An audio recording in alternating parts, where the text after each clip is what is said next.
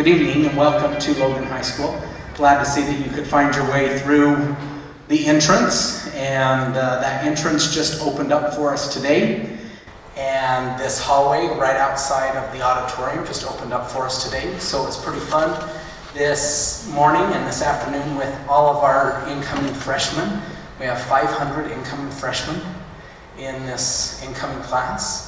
And it was pretty fun with them being the first ones to get to go through that corridor and to actually figure some things out. So really fun. Thank you for being here with us tonight. My name is Shane Ogden. If I have not met you, I apologize. I hope to get to meet each of you.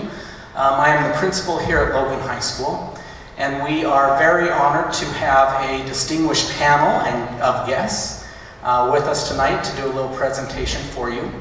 The Logan High School reinvention has been underway for 2 years now, and with a full year of planning and site visits and consultations with educational leaders as well as architectural leaders across the nation, having various consultants come in and work with us, and having the opportunity to provide input and information to our architects and to our construction company. So sitting up here on our panel to your right is board member Christy Cooley, Superintendent Frank Schofield, Board President Ann Geary. We have from Hughes Construction, Tim Sabatka. From MHTN, we have Nolan Ward and Brian Parker. We have each member of our team is going to take a couple minutes and go through a few things with you. As we started this school year, we wanted to make sure that we were providing an update to our community on the advancements and exactly where we're at. One of the biggest questions that we have as our administration team went around and visited our incoming freshmen, number one question that we had from parents and students alike is the school going to be done by the time school starts? And we had to say, no, it will not. It is a 2-year project from here on out, and it will be completed in the summer of 2017. We have information that will be given to you tonight. We also have an opportunity for you to ask questions after we get done through the presentation. We know that some of you would like to have a personal follow-up, and we wanted to make sure to provide that for you. So if you want to ask a question without raising your hand and talking into the mic, if you'll just raise your hand anytime throughout the discussion, we're going to have our 2 assistant principals, Mr. Jim Peacock right here, and Mrs. Melissa Richardson right here, and they're going to have some cards where you can ask a question, and on the bottom we have an opportunity for you to provide your email so that we can provide a personal follow-up with you on any of those questions or concerns that you might have.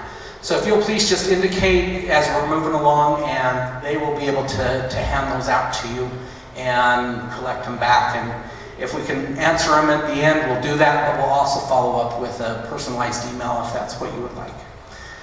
So that being said, I'd like to introduce Frank Schofield and have Superintendent share with us a little bit.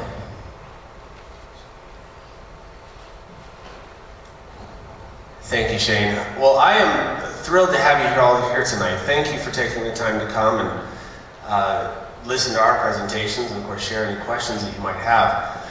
Over the last 6 years, for those of you who don't know yet, I actually came from the Canyon School District. I was down, it was created about 6 years ago as a new district that was the east half of the formerly Jordan District. And since the time of the creation of that district, Canyons District has been on a building frenzy.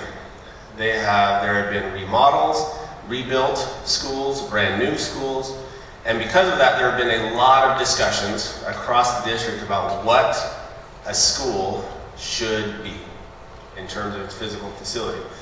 We know that the physical character of a school does not determine its success, but the physical character and the physical structure of a school has a significant impact on its success. So all of our discussions were based on how do we create the best facility possible for students. And over the last 2 years, while I was the principal at Midvale Middle School, we were in the process of designing the rebuild for that school. It's being torn down right now. Some of you may have seen on the news a couple of weeks ago, somebody tried to burn a portion of it down as well and speed the process along. It didn't speed it up that much, but they're tearing the building down and they're going to do a rebuild over the next 2 years, and Midvale Middle is going to have a brand new, beautiful school. As we went through that process of collaborating with our architects, collaborating with our staff, collaborating with our community about what the school needed to have, we came up with a plan that we thought was outstanding and really created learning environments that are supportive of teachers and are supportive of student learning.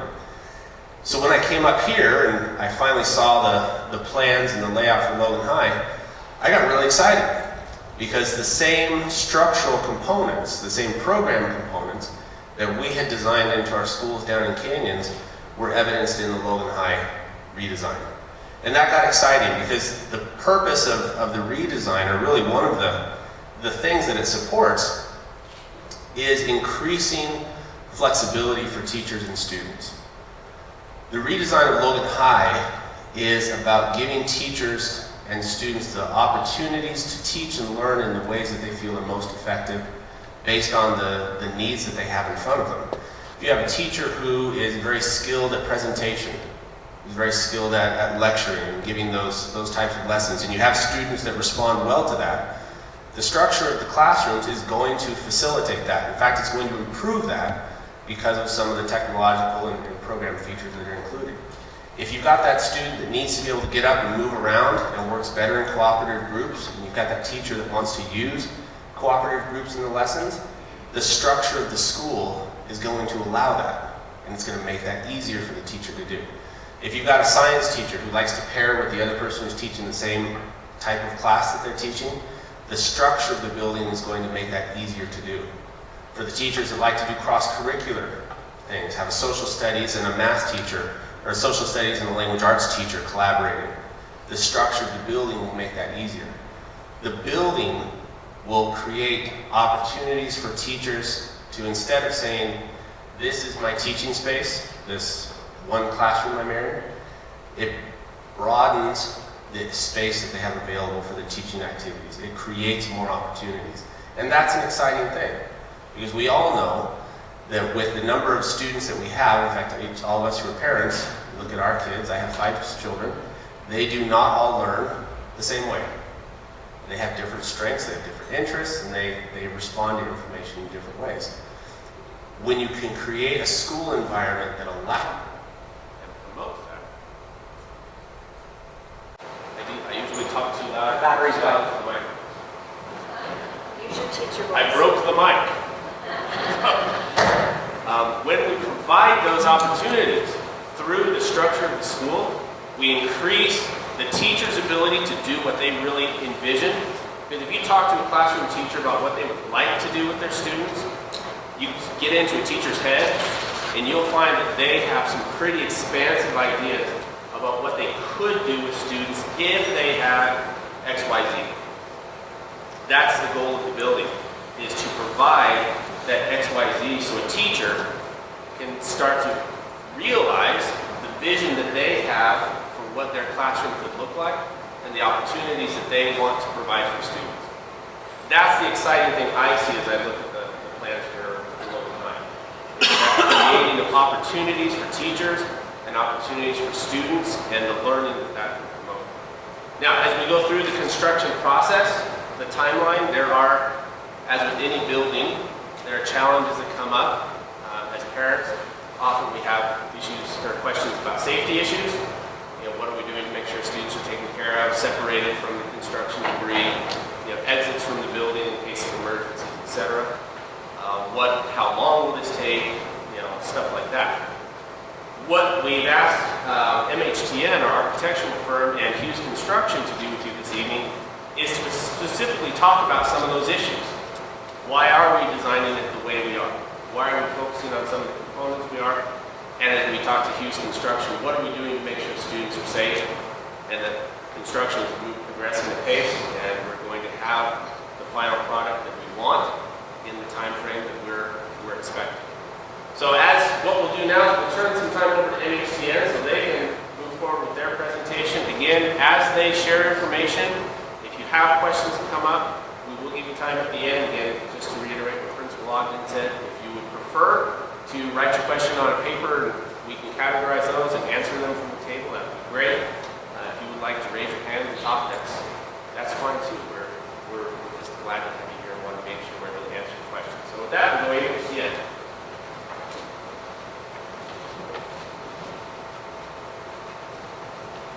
Thanks, Superintendent. My name again is Owen Ward with Village Architects. I'm going to shift gears just a little bit. What I'm going to talk to you about to begin with is our phasing and our timing, the schedule that we've got in place. So as you walked in today, you probably noticed the tall tower structure here. That structure starting to go up. And on this map, that structure is right there. And so we've started construction, what we're calling phase one. We have two major phases to construction. Phase one is what you see here outlined in red. And that phase is scheduled to complete next summer. So essentially that is approximately half of the new construction, which will be complete next summer. That portion includes new admin, new science, and new learning spaces. And so once that's completed and moved in, the next phase, next summer of 2016, then the admin, science, math wing is demolished that summer. That then allows us to move forward with this second major phase of construction, which a good portion of the footprint sits right where the admin science wing is. Excuse me, jumping ahead. So phase two would be this portion here. Also integrated into the phases, summer of 2016 also will be remodeling the band, choral, and orchestra rooms. Also beginning in December, the auditorium will begin its remodel. Part of the construction of the auditorium is to upgrade it seismically so that it is up to code and safe for the students.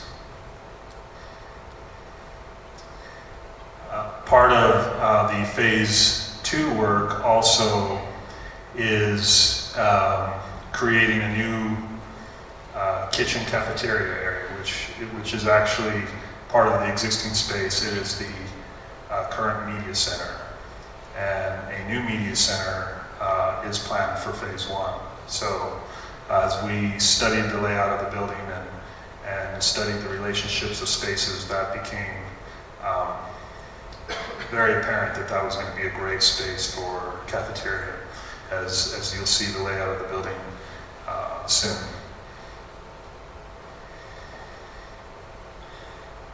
So once phase two is complete, then we do the final demolition of the English wing, summer of 2017. You'll notice a pattern here. What we're doing is we're building and then we're demolishing, building and then demolishing. This allows the process to be. It allows the district to be able to move into a space without using portables or things like that, so that they're not spending extra money on portables and temporary things. And so all of that was also thought through in the phasing process. Then also summer of 2017, once the English wing is demolished, then we go ahead and we finish up with parking and bus drop-off in the location where we currently have the English wing. Also remodeling, because we'll have a new kitchen and a new cafeteria. That existing kitchen cafeteria space will be converted into learning spaces as well. I'll now turn it over to Brian Parker. He's going to talk to you a little bit about the design of the building. Thank you. So as you look at the school in this floor plan where we are now today, the existing gym, auditorium, and the south wing of the classrooms that face the football field are all in this portion. All of that will remain throughout the construction and continue to be used. That also helps us get bearings on what else is going on with the plan. The first phase that Nolan talked about in this area, you can see all of the spaces that are blue and bluish are primary learning spaces. And so with that, there'll be a three-story component here towards the east, and then they're starting to get ready to put in steel on this component toward the northeast. All of the learning spaces are designed around a learning community where 4 or 5 or 6 classrooms or learning studios or learning labs are clustered together to group students together so that they can begin to, so that the environment can begin to help to support collaborative-based activities and investigations and things of that nature. So the first phase that Nolan talked about is cut off here with the tower, and the main office will be built right behind that tower. In fact, the tower becomes essentially the new main entrance of the building as the bottom level of the tower creates a canopy sheltering people as they're coming and going through the building. And then the main office being right at that point, there's a security feature that at a certain point after school starts, the doors into the school will be locked and visitors and students will be forced to come through the main office to check in before they go in through the rest of the building. This is all the first level. So one of the other things that the new Logan High School will do, for those of you that are familiar with the existing Logan or Logan as it was within the last few years, is reduce the number of stairs and different multi-levels that have been around. By the time it is all said and done, there will be 3 levels, and there will be 3 clear levels. This is the main level, as I mentioned. There'll be a little bit of teaching space over here, and that connects right into the classrooms along the south side below the gymnasium now. So it ties into that level, and then there'll be a level on top which ties into the classrooms on the south side. So there'll be 3 clear levels. Coming in the main front door gets you into the main common area, and one of the things that is being developed is clear and open and inviting places for high school social interaction. The social learning and communicating is part of what a high school experience should be, and so we welcome that, and we're creating places for that kind of interaction to happen. And a lot of that happens in different niche areas and openings and open areas along that main commons. As Nolan mentioned, the media center, where it exists now, will become the new cafeteria. And so that cafeteria is here right off the commons, opening into the commons, creating a, I don't know if sometimes you've seen in high schools or middle schools where cafeteria and commons are kind of blended and blurred and you don't know where one begins and one ends. This creates a distinct delineation for where the cafeteria is from the commons, but then also has it open to the commons. So as you think about high school activity, as you think about high school routines, approaching now what really closer to the routines I had when I was going to college. And I'd go get lunch, and I'd go hang out with people, and then I'd go to class, and I'd go think about things. That sort of activity and those sorts of engagements are really what we're looking to support with our high school students now. So that boundary is, there's a blurred delineation, I guess I'd say. So that becomes the new cafeteria. And then the music and band areas and choir are all in their same rooms. Those are very nice spaces, and they will be updated, but in their same location. The picture's gone, but I was going to ask. If that's the main entrance, is that first south up there? Yeah. Well, why is the school at an angle? No, so you'll see it here. So here's First South, right straight across there, and then this is the angle you're talking about, right? It's for a couple of reasons. And some of them are code related. So when we look at building out, and if we were to build straight and perpendicular to the street or parallel to the street, it brings the building closer to the street. So part of it had to do with the zone that we have to build between the street, knowing that if we build that big chunk, and especially the taller areas in a parallel line, it would push them closer to the street and push the whole Logan facade closer to the street. But more importantly, what it's doing is it's allowing for in each of these classroom spaces, no matter where it is, windows and access to daylighting and views. And so by turning it, we're now allowing 3 sides of that learning environment to have connection to windows rather than what would just be the front. So it's creating the opportunity for daylighting in each of the classrooms.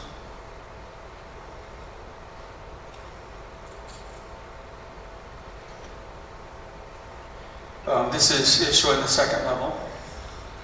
The learning communities and the learning environments are similar on the north and east side until you get to this area. So directly above the main office is where the media center will be on the second level, again with windows and views out that towards the north and east.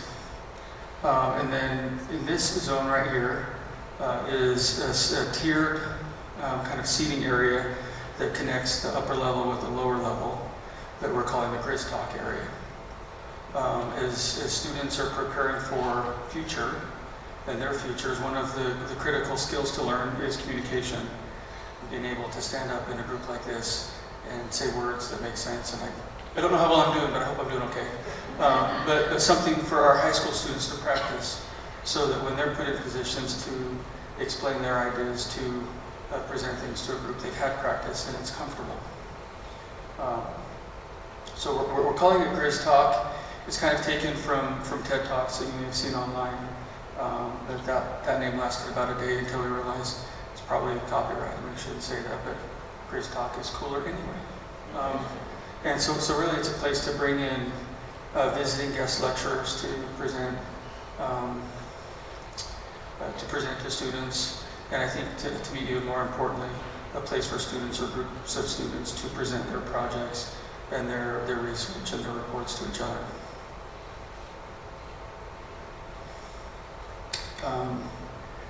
And as you look at the second level, where you see these white places with kind of X's through them, that's open to below. So one of the things that the second level is doing that the school hasn't done to date is having open connections between the main and second levels.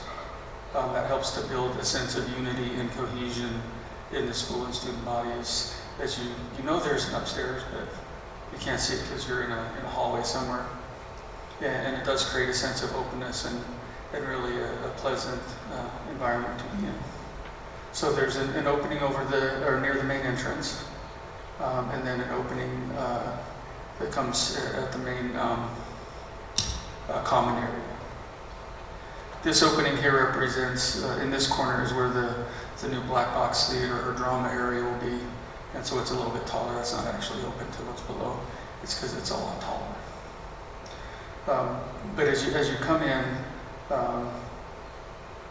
into that area, it really becomes another flexible space for students and teachers to use in a flexible way. So it could be a black box theater, it could be another place for large presentations, it could be a place for a small dance recital.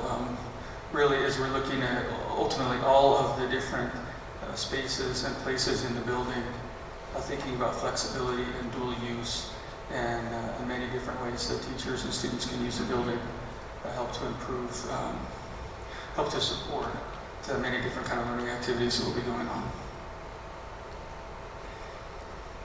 And then this diagram is the lower level.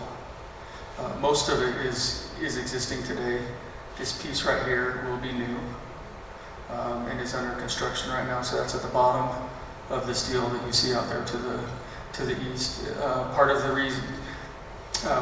phasing process is all of the things you see right here in this chunk, and that's where the new mechanical and electrical systems will be. And so early in phase one, those systems are being put in place that will support the entire building. So as different pieces are being torn down and built up, we don't have to replace or move any of those systems.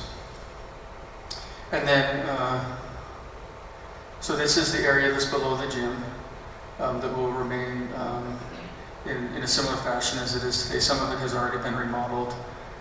This space here has been remodeled. And then where the existing cafeteria is today is in this chunk right here. And that will be reconfigured to support CTE, hands-on learning and engineering sorts of, and building makerspace types of activities. And then the visual arts. The configuration is very similar to what you see today. They'll just be different, tying in stairs to up and down and things like that that will be done there. So you can see that there are some places that will be significantly changed, and some places that will be updated, I'll say, because each of the teaching spaces will be updated so that their appearance and character matches what's happening with the new. This rendering represents what could be any one of these learning communities, the collaboration area in between. And you can see the openness of the area and the way that it creates a place for students to cluster and collaborate and work on different projects together. And then also you can see the everywhere in the school, that connection to the outside, the bringing in natural light and having the views of windows. Except for in here. One of the elements in the whole reinvention process of Logan High will be to update this space. And it is, the structure is pretty good, so there'll be some structural upgrades to it, but mostly it will be surface updates and some technology updates in this room here. This is a rendering showing the top of what we call that gridstock area looking down. So you can see how it creates a really open and energetic place for hopefully mostly students to be presenting their ideas. And then again, we'll show the exterior what we started with. One of the things that we had talked about, we learned from the community as we got into the design of what the new Logan High could look like, is the rich academic history that has always been here on this site. Just about every time we met and talked about the building and what it could look like, talk of the original Brigham Young Academy, where the bones of the Brigham Young Academy are still here from over 100 years ago. Bringing that, part of the Brigham Young Academy was this tower feature, and the idea of bringing that icon of education back to the high school where it once was. And so the tower's been included in a creative and useful way, where it is the main entrance to the building. It creates the canopy, but then also there's an opportunity to use the top piece as a marquee to some degree. So it really does become the public face, the icon of Logan High is that is where people will walk to every time they're coming to visit, and that is where the public face of Logan High School will be displayed. You can see the rest of the aesthetic of the exterior is taking cues from a traditional academic building. The school feels like what an academic building might look like. And so it's bringing Logan High School back to its original roots, which have always been right here on the site.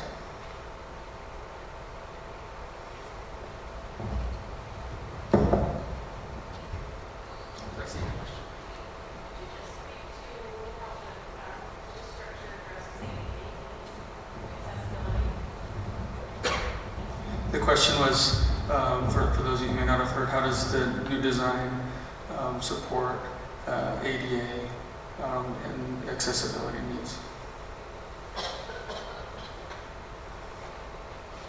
The entire site has been designed to meet ADA standards. The entire school is designed to be barrier-free. So that I was going to say students, really anyone with mobility issues could comfortably make their way through Logan High.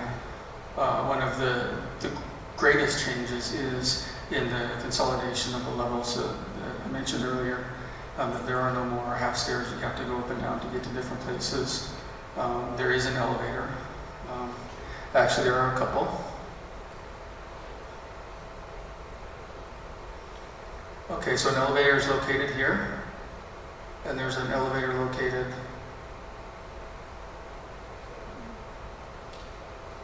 over here. Oh, okay, right there. And those two elevator locations are key because at the basement level, the east side and west side don't connect. And so those elevators connect to the lower level of the east and west side, and then all of the levels, so that so there's the elevator to help with access, and then once you're on the level, the whole level is easy to navigate and circulate through. The site you'll find is sloping. Well, obviously it slopes very greatly towards the south, but then it also slopes somewhat towards the west. And so here, everywhere where you see sidewalks and walkways, they're designed so that they, with a minimal slope, so that someone in a wheelchair, or once upon a time I had one of those knee scooters. I came down this ramp on a knee scooter and I thought I was going to die.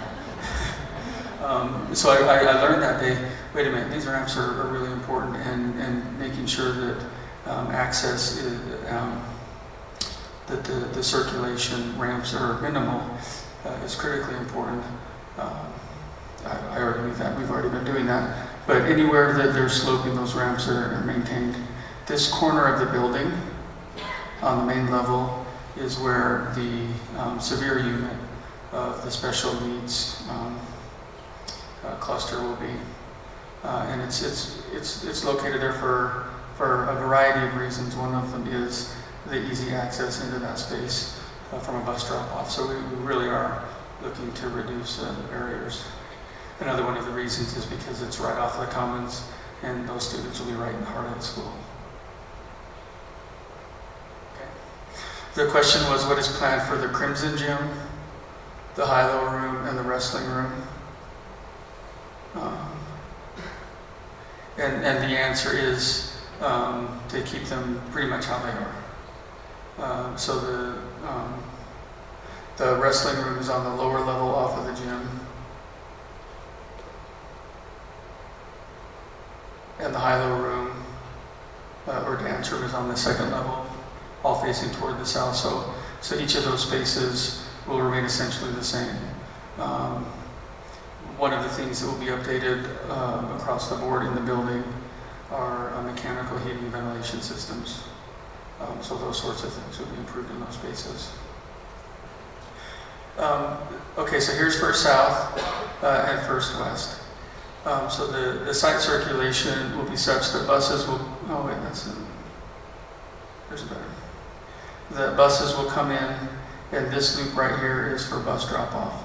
So the buses will queue in this area and then roll. So all of the bus circulation will happen here. Parent drop-off is happening along First South. And so you can kind of see these little bump outs that are created. Working with the city and talking with the community, it was decided that the First South would not be closed, that would not be shut down. So what has been done, mostly what we were focused on and trying to, what we were worried about is student safety. And the problem that exists today of students just going across the street whenever and wherever they want. So working with the city, what's been developed is a berm and fenced area here that will funnel the students to the crosswalk, which we located on the intersection, and then at 2 places on the street, so that there are only a couple of places for students to come and go across the street. And then what's right now is just the shoulder or parking area of the road will be developed into a drop-off. And that drop-off is happening on both sides, excuse me, both sides, north and south side of 100th South, so that wherever the parents are coming from, they can pull in and not congest traffic too much.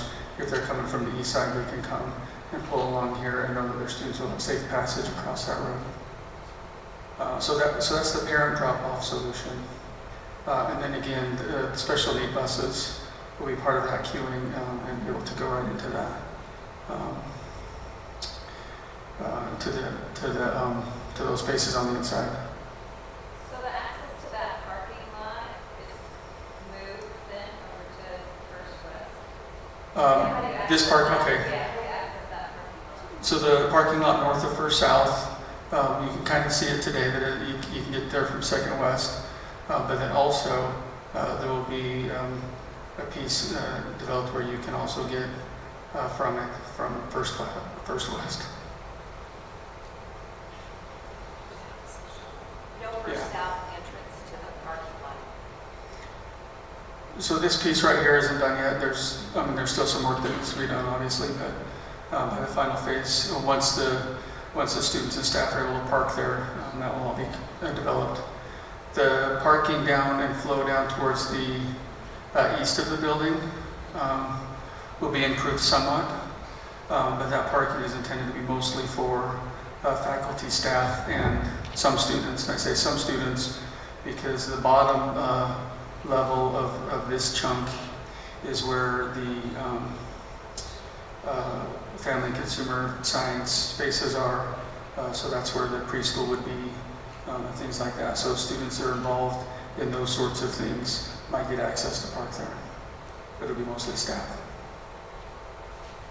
So really, the high school site here is really a compact site. And one of the objectives we look for is we're trying to cleanly lay out a site, and cleanly also means safely, is to separate all of the different comings and goings. And so you can see how the bus traffic is separated from the parent traffic, and hopefully that will help to create a safe passage to school. There's another question. If we could let Hughes Construction share their part about the safety and the construction timeline, and then return to the questions. Let's do that.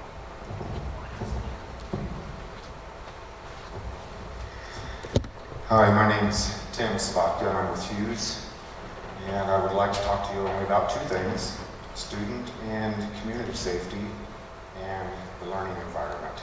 But let me back up just a second. Brian's a bit humble. We build a lot of buildings, and this one's going to be cool. This one's going to be a special one. So student safety, we've taken a lot of different steps and measures to evaluate that before you've gone into this process and even during this process.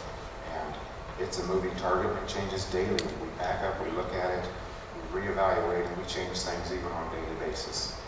In preparation for the school year, we've had multiple life safety inspections and multiple fire marshal inspections from the local fire marshal, state fire marshal's been here a few times. Their primary objective for the visit is, can we get students safely out of the building with all of the constraints that we have in new construction? And the answer is yes, we've been able to do that. There are some challenges. Again, there's some temporary measures put in place. You see things when you come in like the metal tunnel. Again, that's a student safety issue. It's not very pretty, not very glamorous. but we're not going to hurt students or teachers or faculty walking into the building. So there's a lot of these measures that we've taken to do that. Life safety, as far as notification of fire alarm, smoke, all of those things will be upgraded in this building. The safety factor in this facility is just going to skyrocket. It's going to be great for the students and everybody that comes into the building. Community safety measures that we take is, like Brian had mentioned, it is a tight location or a tight spot to be working all this construction with. We have multiple trucks in and out, deliveries. We've isolated ourselves to as few entrances into the construction site as we can have. We try to monitor deliveries in and out. We schedule that with school bus drops. We try to monitor it a lot. And if there's difficulties and there's challenges that come with it, we will simply run flaggers when we're backing trucks out. You'll see somebody in an orange vest out there stopping one of you and bringing our truck out, sorry. But those are the things that we try to work on with safety. As far as learning environment, the students, we have taken a lot of measures to separate construction versus student. That happens with daily traffic, foot traffic. It's inconvenient for students. They are in this room, they've got to get to that room. Takes them a little more time, but we try to stay away from that intermingling altogether. That's a thing that we really frown on with our guys, and we're straight up with them, and we don't talk to students, and that's just how it works. So we've taken a lot of different measures to ensure student safety, and we do a lot of schools. Hughes focuses on schools. This one is different. This one has a lot of challenges with it. I think we're going to do a good job before we're done here. You're going to love it. It's going to be cool. Thank you. I just want to share a piece about school safety, whether it's with the design or with the construction. We want you to know that we love our kids. We love your kids.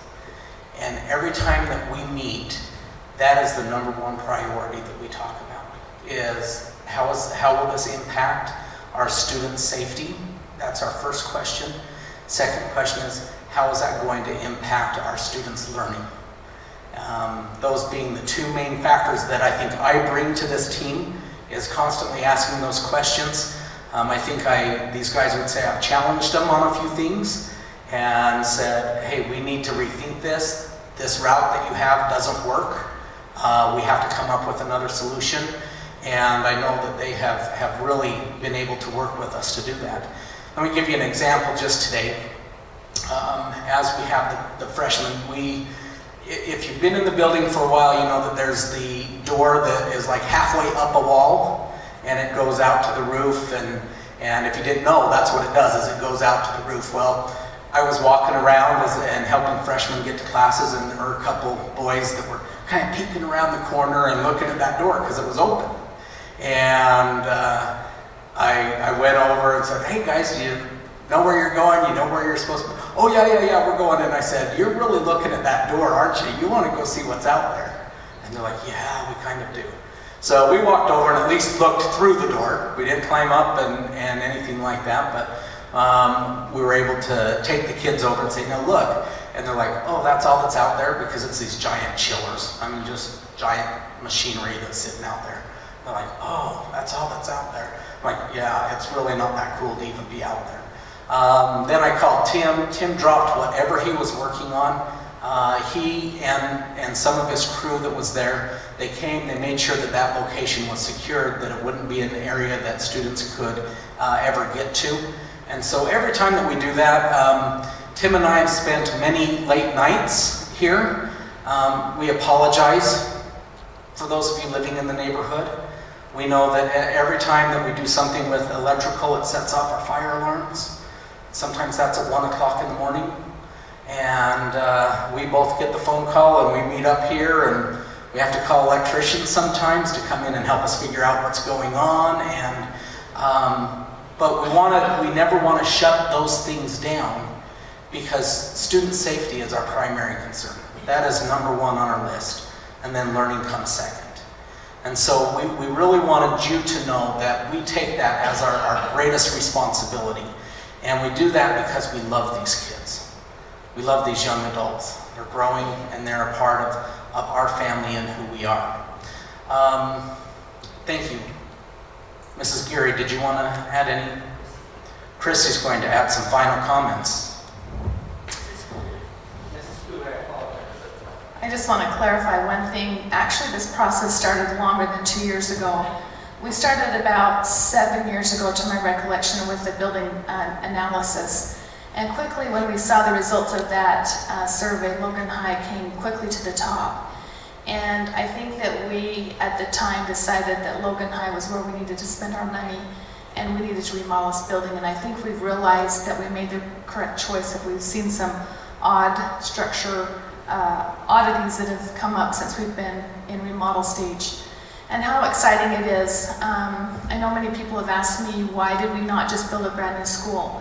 And the board was very sensitive about that topic because of the expense to taxpayers. And the second thing is we don't have anywhere to house 1,600 students while we rebuild, or why we don't have anywhere for 1,600 students to go. So we quickly decided to remodel the structure that we have here and save the taxpayers quite a bit of money. A brand new high school costs upward to $100 million, I think is what Canyon Corners was, 125 Corner Canyons. So we're excited about this. And I have a deep love for Logan High. I graduated from Logan High many, many years ago. And I love this project, and I love the school, and I love the foundation that's been laid by many, many people before us. And I quickly realized that the foundation has been laid by so many wonderful people, and that we're just building upon what's already been established. And I know it's inconvenient. My daughter's here, and she comes home every day, and she's like, well, she will.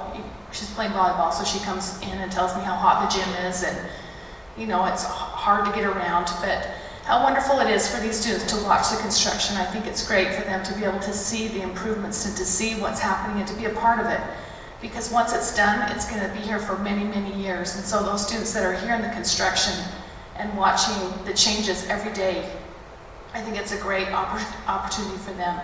And I apologize for the inconvenience, and hopefully we'll be able to always work out those minor details.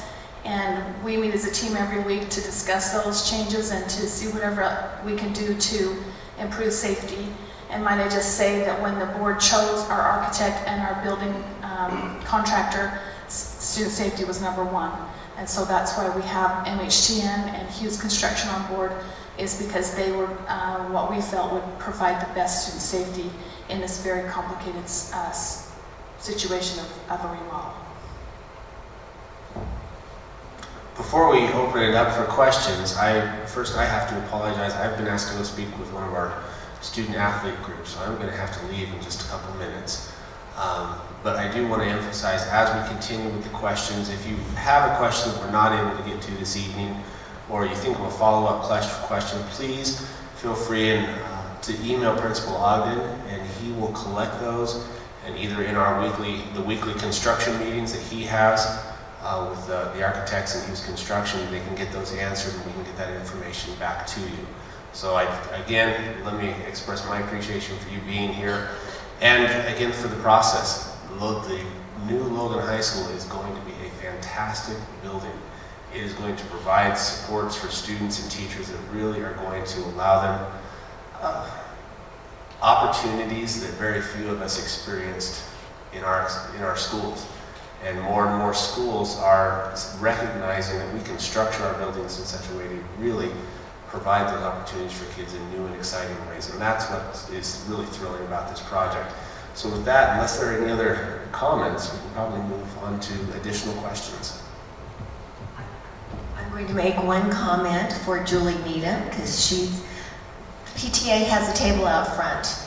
They're really wanting to strengthen PTA at Logan High, and as a former Logan High PTA president, I'm really excited to see the PTA being established as a strong group again. So please visit the table out front and talk with Julie and others who are excited about strengthening the PTA at Logan High.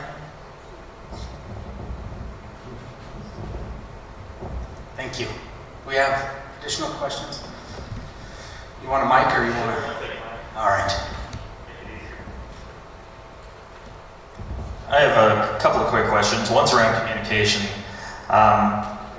Do we have a method where students, faculty, and parents can quickly inform someone of an issue, a safety issue, a lack of audio or electricity in a certain room for a group that may need it, that sort of thing that does occur and will occur during this process?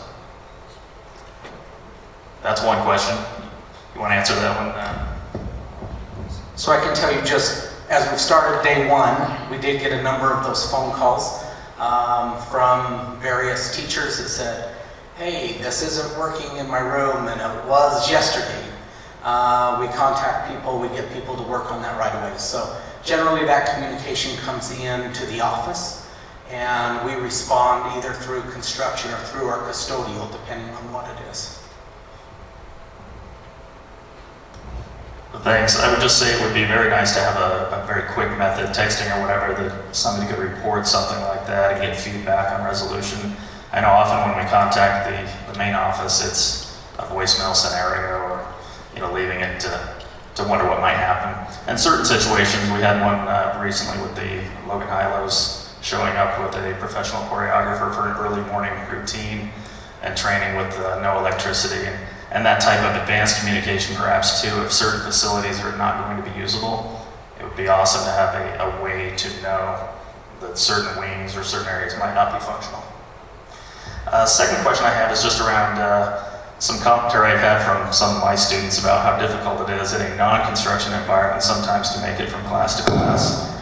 And wondering if we are looking at any sort of allowance for the timeliness and tardy process for students that are trying to be good students but struggle to get through the math to stay where they need to be. I get to address that one as well. We are planning on, so I've walked it. I've walked our longest route, which would be from the FACS building to the end of the English building. And it's absolutely doable in 5 minutes. Okay, now what I told our freshmen today is it's doable unless you have to go to the bathroom. Unless you're meeting up with your friends and you're chatting all the way through. Also a possibility is that if that light stays red longer and you're not able to cross the street. So that is the longest route that we have. And we've walked it, we've done it. It's absolutely doable within the 5 minutes, well within the 5 minutes. We are going to monitor that for the first week. And we do have a schedule that we can put into place. If at the end of that first week we recognize that, you know what, we're still having a lot of our outstanding students are struggling to make it. We do have a schedule to do that. In conversations with our teachers, they don't want to lose an additional 2 minutes of every class.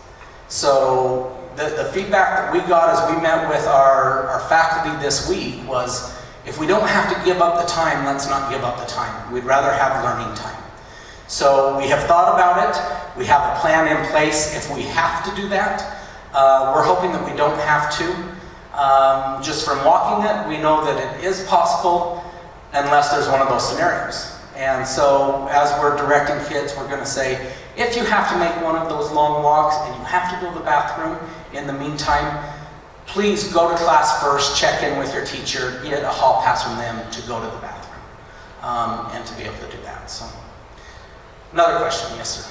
I'm concerned about learning spaces and classrooms versus the complete project and what we've had in the past. And what it will do, if it will help student-teacher information. I mean, one completed project will help to reduce teacher one. Okay, on its way out. Because it's very high.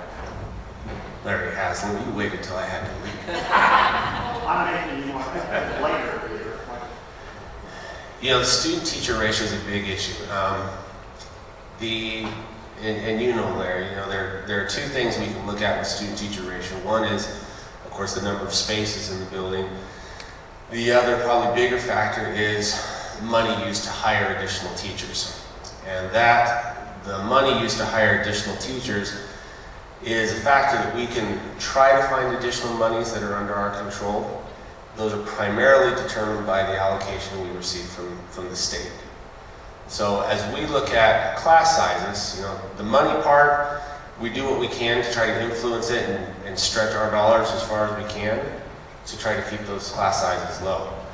In terms of staffing, what we try to do, and in terms of the number of teaching spaces in the building, what we're looking at is trying to make sure that we're creating opportunities for teachers to present information in the best way possible and for students to access that information. Now, there are a lot of different ways that can be done. As you get teaming models in place in a school, you do start to get a lot more movement between classrooms. And you can have teachers who are sharing rooms or doing things together, and you get students moving through the building. That in many ways increases the efficiency of your building use because you're using fewer spaces to do more work.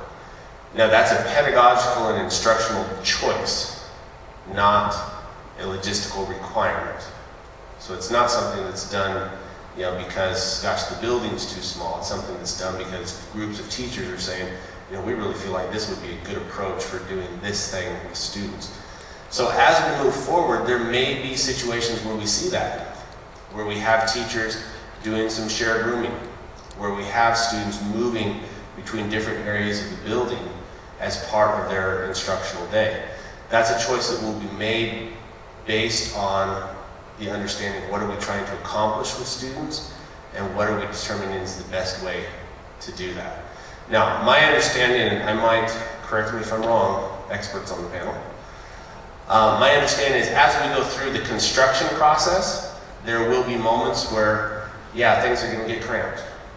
Things are going to get a little bit tight sometimes, and we may have to do some classroom sharing as a measure while we are completing the construction. And that if I'm correct, that may happen. It might be, we'll see. That it depends on spaces, construction rates, and it depends on our enrollment. As enrollment fluctuates, that affects how things are going to go. But with the final building, the goal of the final building is that we are increasing the flexibility that students and teachers have as opposed to limiting the flexibility. Now the class size is another issue that my business administrator and I are continuing to work on to see, okay, are there ways we can stretch our dollar further, get more staff, and then that staff ratio starts to lower some of the class sizes. There's probably a little more long-winded answer than you're looking for, but there you go. That makes me happy. You may leave. Shucks, Larry. Sorry, there's Miss Yuki. If you look at the total number of classes, we're not increasing the number of learning spaces, are we? We're increasing the square footage, and the classroom numbers will be equivalent or will be more.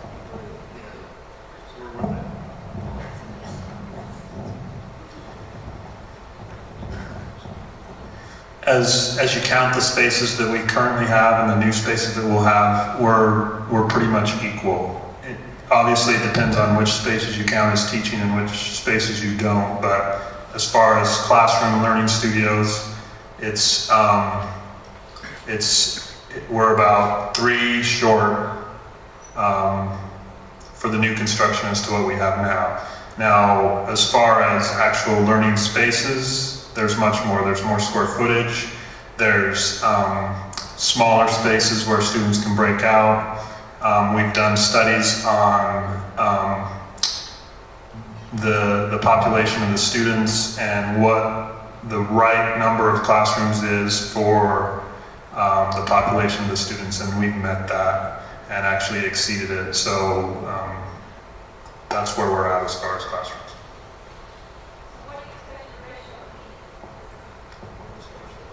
What is the expected ratio? Student to teacher.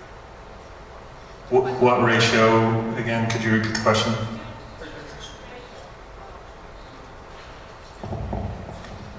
Student to teacher ratio depends on the class. Orchestra, band, PE, it's a different ratio. I don't know what our average ratio is at Logan High right now. Shane, do you know what the current student to teacher ratio, what you were staffed for this year? I think it was 188 to 1.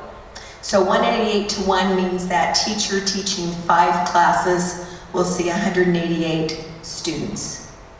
That's why we had a major discussion this past spring. Do they teach 6 classes instead of the 5? And the board was lobbied very heavily that our teachers needed that collaboration time and that preparation time.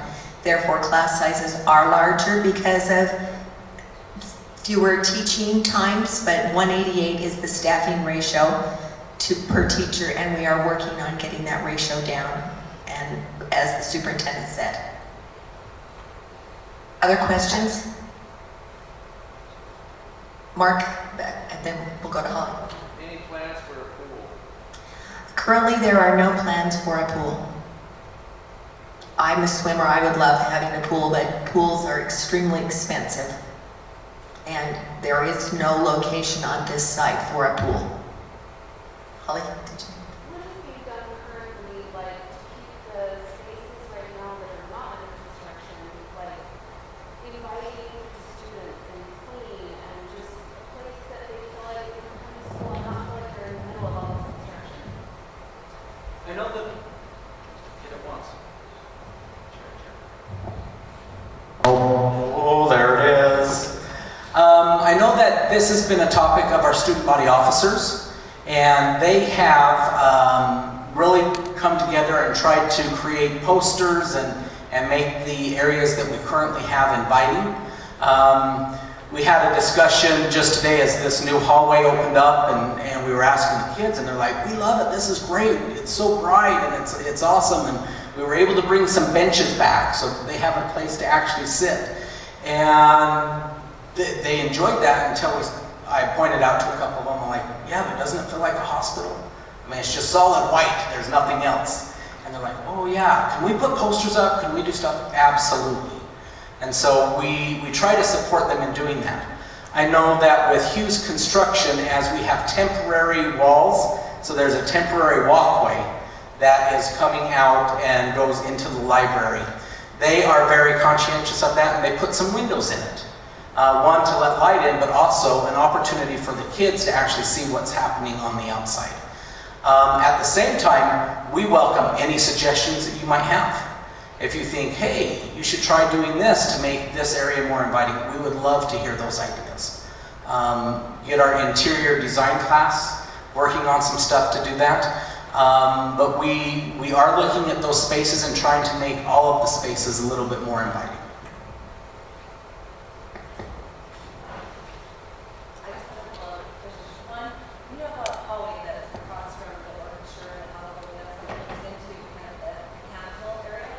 Is anything going to be done to help that area clear, or, you know, when you walk by, you just look at it and see all these machines, are air conditioning or heating or what it is? Yeah, so those are some air handlers to provide some ventilation throughout our building, which we would die without them.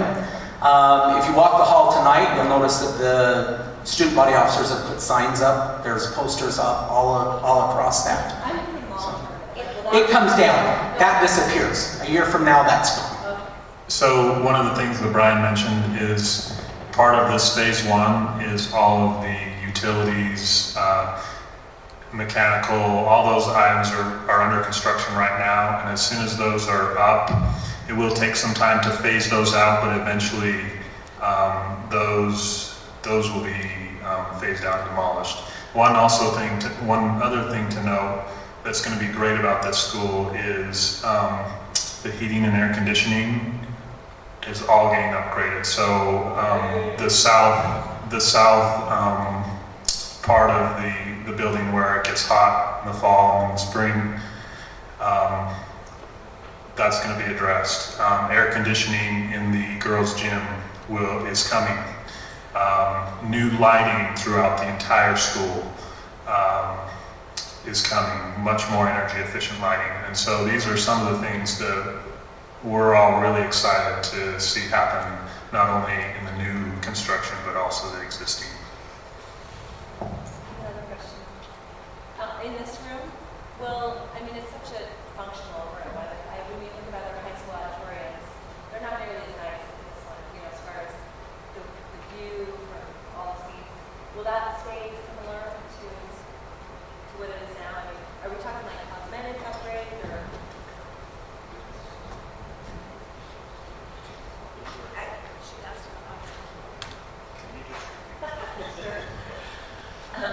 My question was just about this room. When you look at it compared to other high schools, it's a really nice auditorium. The layout, the balcony, you know, the viewability of the stage from pretty much anywhere in the room.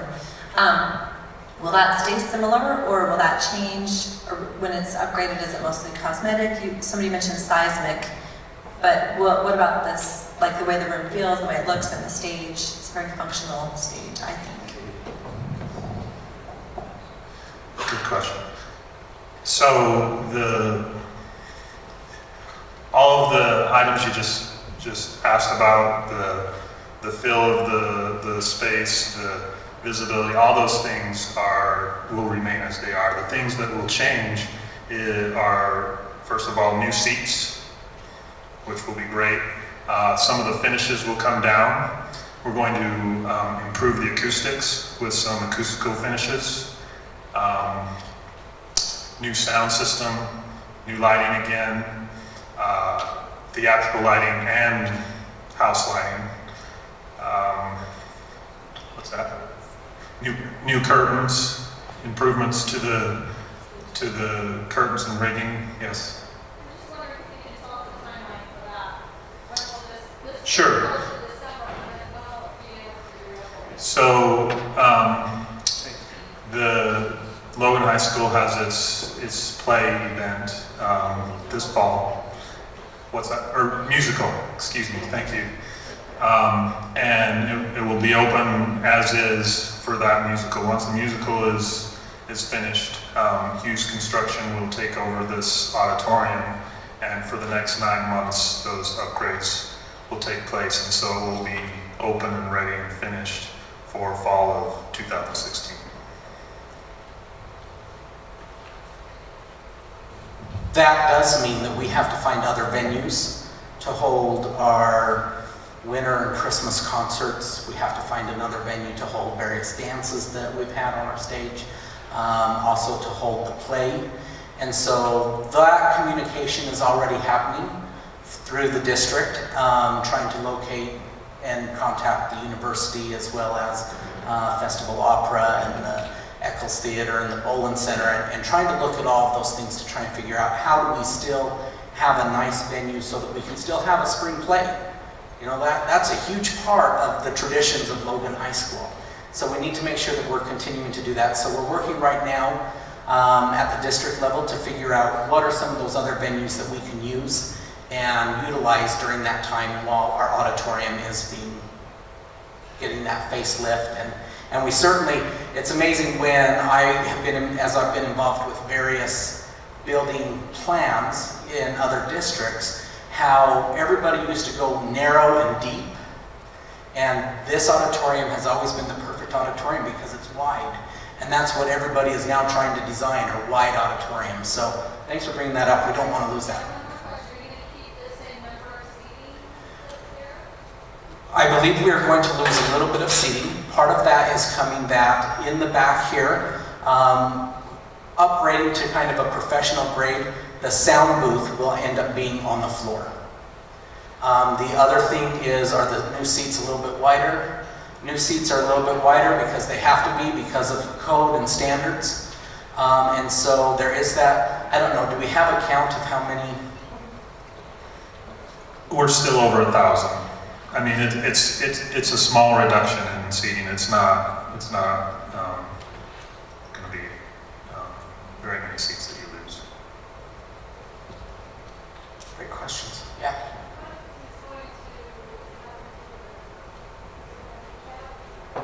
No, we get to keep it. So we do. We get to keep the beautiful river that flows through the back. There are some elements in the parking lot area where a part of that will end up being covered. Is that right? Correct. There's just a little part off of 100 West that will be covered, but the rest of it will stay and be able to maintain that. One of our new teachers that we've just hired, a science teacher, he has already started to contact the fish hatchery and is trying to do some experiments out in that river on breeding and habitat for our fish. We think it's a great learning tool. Not only is it aesthetically beautiful, but we're excited to have people that want to now use it for learning opportunities as well.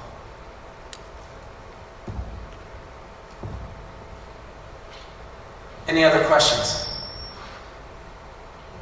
Thank you again so very much for coming out tonight.